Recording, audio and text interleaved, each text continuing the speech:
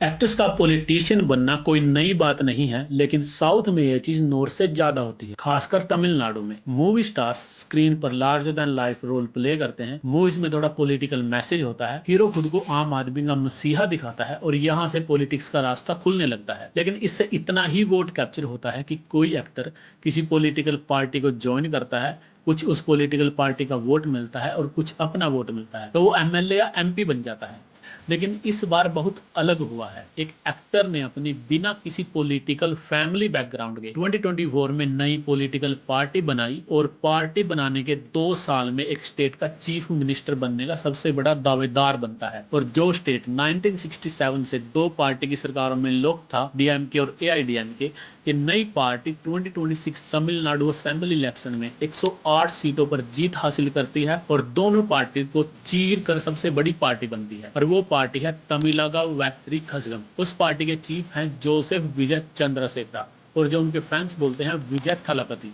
थलापति का मतलब है कमांडर। देखिए, विजय थलापति ने पॉलिटिकल पार्टी ईयर 2024 में लॉन्च की है, लेकिन असली स्टोरी स्टार्ट होती है 2009। देखिए, इस टाइम पे होता क्या है कि तमिलनाडु में विजय के 85,000 से ज्यादा फैन क्लब्स थे, जिनका काम जो बाकी मूवी स्टार्स के फैन क्लब्स थे उनकी तरह अपने हीरो की प्रमोशन करना, मूवी रिलीज होने पर पोस्टर लगाना, थिएटर में मूवी को सेलिब्रेट करना, ये सब था। लेकिन 26 जुलाई 2009 को पाडुकोटाई में इन सभी फैन क्लब्स को इकट्ठा करके एक फैन ऑर्गेनाइजेशन लॉन्च होता है, जिसका नाम पड़ता है विजय मक्काल इयक्कम, जिसके पब्लिक फेस बनते हैं विजय थलापति। इसके बाद इस फैन ऑर्गेनाइजेशन का काम मूवीज के प्रमोशन से इवॉल्व होकर वेलफेयर मूवमेंट्स में बदलने लगता है। विजय मकाल यत्तम, ये जो ऑर्गेनाइजेशन है, धीरे धीरे लोगों में खाना बांटने लगती है, ब्लड डोनेशन कैंप्स और आई डोनेशन प्रोग्राम शुरू करते हैं, फ्रीडम फाइटर के सम्मान में कार्यक्रम कराते हैं, young student freedom fighters women समाज में हर लेवल पर लोगों की मदद करते हैं, जिसमें लॉजिस्टिक्स और लेबर का काम लोकल फैन क्लब्स के वॉलंटियर वर्क से पूरा होता है। और जो वेलफेयर एक्टिविटीज के लिए फंड की जरूरत थी, इसमें कुछ पैसे डिस्ट्रिक्ट लेवल पर फैन क्लब्स कंट्रीब्यूट करते हैं, और जो कि एक मोस्ट कॉमन मॉडल है साउथ इंडिया। और कुछ स्कीम्स विजय डायरेक्ट स्पॉन्सर करते हैं। जैसे 2023 में विजय थलापति चेन्नई में एक स्टूडेंट फैसिलिटेशन इवेंट कराते हैं, जिसमें वो 10th और 12th में जो टॉप परफॉर्मिंग स्टूडेंट्स हैं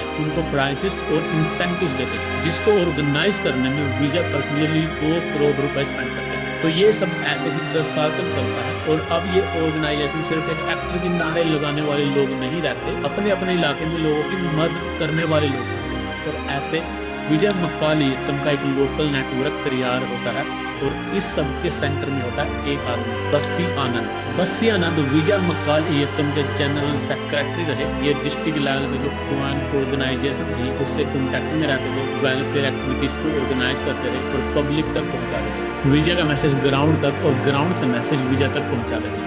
एक तरह से फैंस और विजय के बीच में कोऑर्डिनेशन का काम करते थे। पब्लिक फेस विजय थे, लेकिन पर्दे के पीछे ऑर्गेनाइजेशन की पूरी मशीनरी को संभालने वालों में सबसे अहम नाम बस्सी आनंद का था। पहली बार विजय के पॉलिटिक्स में आने की स्पेकुलेशन स्टार्ट होती है ईयर 2013 में, जब उनकी मूवी थलाइवा एक टैगलाइन टाइम टू लीड के साथ रिलीज होती है। तमिलनाडु में इस टैगलाइन को पॉलिटिकल चैलेंज की तरह देखा गया। इसके चलते अननोन ग्रुप की तरफ से थिएटर में बॉम्ब वगैरह फेंक देने की थ्रेट दी गई। बॉम्ब थ्रेट्स के बाद तमिलनाडु में सिक्योरिटी सिचुएशन अनसर्टेन हो जाती है, थिएटर्स ओनर्स डर जाते हैं और फिल्म की रिलीज रुक जाती है। तो मूवी 9 अगस्त 2013 को होम स्टेट और पुडुचेरी को छोड़कर पूरे इंडिया में रिलीज होती है। लेकिन तमिलनाडु में भी पब्लिक इधर उधर से मूवी को देखने की कोशिश करती है, जिसके चलते मूवी की पायरेटेड कॉपीज धड़ल्ले से बिकने लगती हैं। इसके बाद विजय और मूवी प्रोड्यूसर चंद्र प्रकाश जैन जयललिता के साथ मीटिंग के लिए कोडानाडु तक जाते हैं, पर मीटिंग नहीं हो पाती और आखिर में मूवी मेकर्स को मूवी से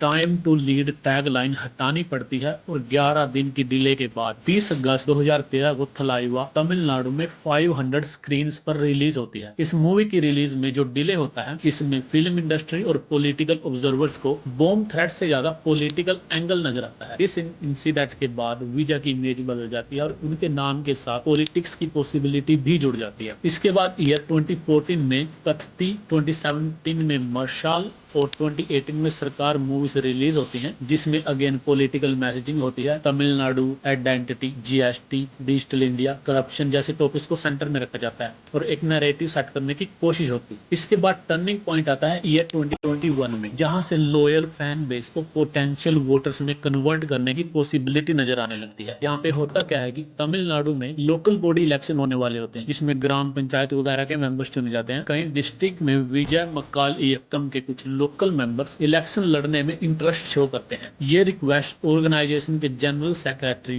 बस्सी आनंद के थ्रू विजय तक पहुंचाई जाती है। विजय इस पॉलिटिकल एक्सपेरिमेंट को मंजूरी तो देते हैं लेकिन दो कंडीशंस के साथ। पहली, कैंडिडेट एजुकेटेड यूथ होना चाहिए और दूसरा, महिलाओं को भी बराबरी का मौका मिलना चाहिए। इन दोनों कंडीशंस को पूरा होने के बाद कैंडिडेट्स को हरी झंडी मिलती है और विजय मक्काल इयक्कम के 169 कैंडिडेट्स लोकल बॉडी इलेक्शन में नॉमिनेशन दाखिल कर देते हैं। इस चुनाव में विजय का फैन बेस एक्सपेक्टेशन पे खरा उतरता है। पहली बार विजय का फैन बेस सिर्फ थिएटर्स के बाहर नहीं बल्कि चुनावी मैदान में दिखाई देता है। ग्राउंड पर जोरदार कैंपेन शुरू होती है। थलापति विजय की फोटो और ऑर्गेनाइजेशन का फैन लेकर रैलियां निकाली जाती है जिसकी परमिशन विजय खुद देते हैं और इसका इम्पैक्ट इलेक्शन रिजल्ट पर साफ दिखाई देता है। 169 कैंडिडेट्स में से 115 जीत हासिल करते हैं जिसमें 45 महिलाएं होती हैं। यहाँ से विजय को पॉलिटिक्स में आने का रास्ता नजर आने लगता है, लेकिन वो कोई जल्दबाजी नहीं करते हैं। अभी कोई पॉलिटिकल पार्टी नहीं बनाते हैं बल्कि एक लंबी और कैलकुलेटेड स्ट्रेटजी अपनाते हैं। वो साइलेंटली ग्राउंड पर काम करना शुरू करते हैं। सबसे पहले विजय मक्काल इयक्कम स्लोली एक फैन ऑर्गेनाइजेशन से पॉलिटिकल स्ट्रक्चर में बदलने लगता है। लोकल यूनिट को मजबूत करते हैं, डिस्ट्रिक्ट यूनिट्स एक्सपैंड होते हैं। तमिलनाडु के सभी 234 कॉन्स्टिट्यूएंसी में बूथ कमिटीज का गठन करते हैं जिसके लिए विजय की टीम पॉलिटिकल स्ट्रेटजिस्ट और एक्सपर्ट से भी मदद लेती है। इसके बाद नैरेटिव सेट करने की बारी आती है। स्टूडेंट्स और यूथ को टारगेट किया जाता है। इसका सबसे बड़ा एग्जांपल 2023 का स्टूडेंट फेलिसिटेशन इवेंट है जिसकी बात इस वीडियो में पहले हो चुकी है। इस इवेंट में अंबेडकर को पढ़ो, कामराज को पढ़ो, एजुकेशन इज पावर। जब आप कुछ पैसे के लिए अपना कीमती वोट बेच देते हैं तो यहीं से करप्शन स्टार्ट होती है। इस तरह के मैसेज दिए जाते हैं। पर अगर मैं पॉलिटिक्स में आता हूं तो एक्टिंग छोड़ दूंगा, ऐसी हिंट भी देते हैं। इसके अलावा सोशल मीडिया पर विजय की स्क्रीन इमेज को पॉलिटिकल इमेज में कन्वर्ट किया जाता है। तो ऐसे ईयर 2023 के एंड तक पॉलिटिकल मैसेजिंग और ग्राउंड वर्क पूरा किया जाता है और फाइनली 2 फरवरी 2024 को corruption free, caste free, youth focused politics के नैरेटिव के साथ तमिलनाडु वैतरी खसगम लॉन्च कर दी जाती है। विजय पार्टी के फाउंडर और प्रेसिडेंट बनते हैं। बस्सी आनंद जैसे ट्रस्टेड ऑर्गेनाइजर को जनरल सेक्रेटरी की भूमिका मिलती है। यहाँ से विजय मक्काल इयक्कम का पुराना फैन वेलफेयर नेटवर्क धीरे धीरे टीवीके की पॉलिटिकल मशीनरी में बदलने लगता है। पार्टी बनाने के बाद भी विजय पेशेंस से काम लेते हैं और 2024 का लोकसभा इलेक्शन नहीं लड़ते बल्कि 2026 तमिलनाडु असेंबली इलेक्शन पर फोकस करते हैं। टीवी के लॉन्च होने में एक इंटरेस्टिंग चीज ये होती है कि देखिए, नॉर्मली जब भी कोई पार्टी बनती है तो सबसे पहले पार्टी बनती है, फिर उसका मुखिया चुना जाता है और उसके बाद स्टेट के प्रभारी और डिस्ट्रिक्ट इंचार्ज चुने जाते हैं और सबसे बाद में कार्यकर्ता जोड़े जाते हैं जो फिर कई सालों की मेहनत के बाद लॉयल काडर में बदलते हैं। लेकिन यहाँ सब उल्टा हुआ है। यहाँ पे पार्टी बाद में बनी है और जब पार्टी लॉन्च होती है तो पार्टी के पास लॉयल काडर पहले से ही होता है और इसी वजह से जब पार्टी विक्रावांडी में अपनी पहली रैली करती है तो हजारों नहीं लाखों की संख्या में सपोर्टर्स आते हैं और rally full scale political movement में बदल जाती है। रैली में BR अम्बेडकर और के कामराज जैसे आइकॉन्स को हाईलाइट किया जाता है। पार्टी की आइडियोलॉजी को social justice, anti caste movement, Tamil identity से जोड़ा जाता है। इसके अलावा बीजेपी को आइडियोलॉजिकल एनिमी और डीएमके को पॉलिटिकल एनिमी बताया जाता है। बीजेपी के खिलाफ डिवाइड एंड रूल की पॉलिटिक्स का नैरेटिव बनाते हैं। डीएमके के खिलाफ करप्शन और डायनेस्टिक पॉलिटिक्स का नैरेटिव बनाते हैं जो कि हर पार्टी हर इलेक्शन में करती है। ये सब नैरेटिव टीवीके के लिए काम करता है और 2026 तमिलनाडु असेंबली इलेक्शन में टीवीके 108 सीटों पर जीत हासिल करती है और विजय थलापति चीफ मिनिस्टर बनने के सबसे बड़े दावेदार बनते हैं। इससे पहले मूवी स्टार स्टार रजनीकांत 2017 में और कमल हसन 2018 में अपनी पॉलिटिकल पार्टी लॉन्च कर चुके हैं। लेकिन इन दोनों के साथ भी प्रॉब्लम यही थी कि इन्होंने पहले पार्टी तो बना ली थी लेकिन ग्राउंड पर स्ट्रक्चर नहीं बना पाए थे, कोई बूथ लेवल कार्डर नहीं बना पाए। जहां रजनीकांत और कमल हसन पार्टी बनाकर कार्डर ढूंढ रहे थे, वो विजय के पास पहले से ही मौजूद था। विजय चीफ मिनिस्टर तो बन गए हैं, अब आगे देखने वाली बात यह है कि वो पब्लिक की एक्सपेक्टेशंस पर खरा उतर पाते हैं कि नहीं। जो किरदार उन्होंने कई सालों तक स्क्रीन पर दिखाया है उसे रियलिटी में उतार पाते हैं कि नहीं। Thank you.